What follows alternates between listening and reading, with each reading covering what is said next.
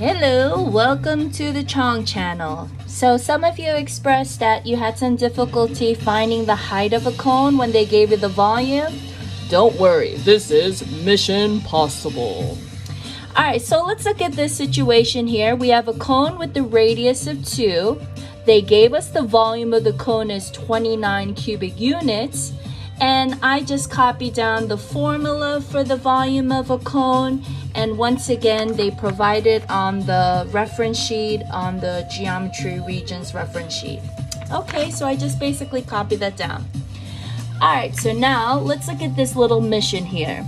They gave us the volume of the cone, so I'm just going to replace volume of a cone with the actual volume, so that's 29. Now remember me telling you in class that anytime you see a fraction, there's a lot going on here. So let's put it in a bag. And in math, parentheses is like a bag that keeps everything together. So I'm gonna put the fraction in a parentheses or in a bag. Then I start substituting the values. So here we have pi. And going back to the problem, my radius is 2. So let me label this r. And so that's 2 squared. And I want to find the height, so I want to make this a different color. Pink! So let's make this h. This is what we want to solve for.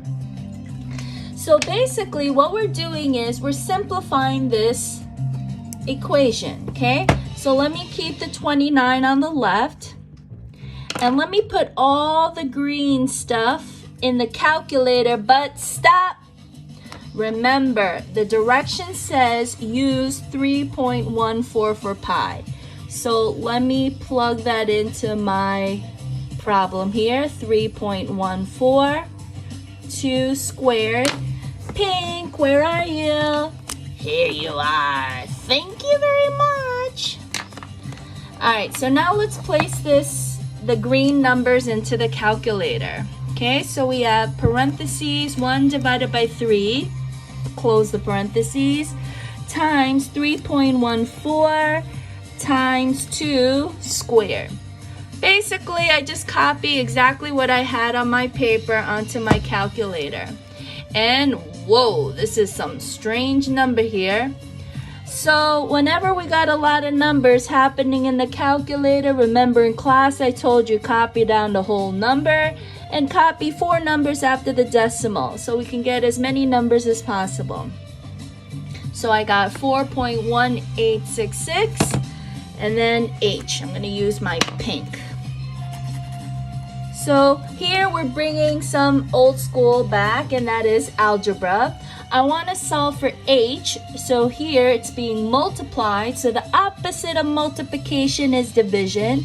So we're going to divide both sides by 4.1866. What you do on the right, you do to the left. So now let's put this in the calculator. Ew, what happened to my music? So we got 29 divided by 4.1866.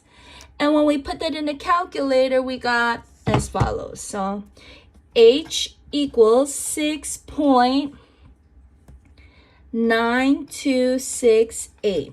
Remember, anytime you got a lot of numbers showing up on your calculator, copy down your whole number and 4 numbers after the decimal.